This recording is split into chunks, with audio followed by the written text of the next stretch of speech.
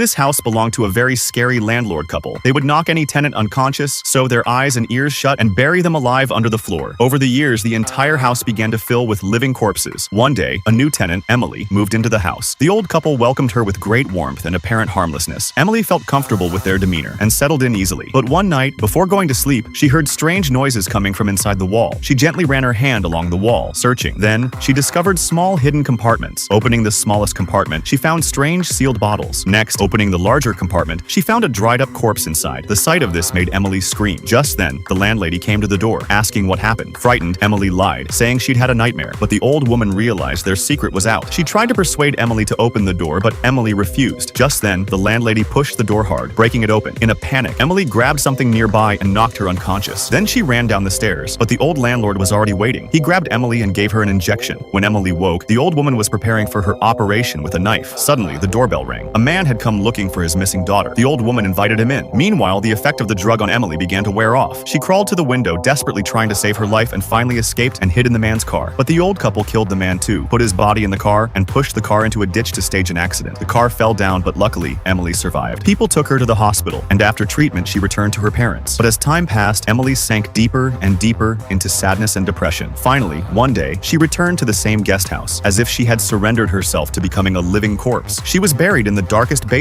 because that was what she considered her final solace.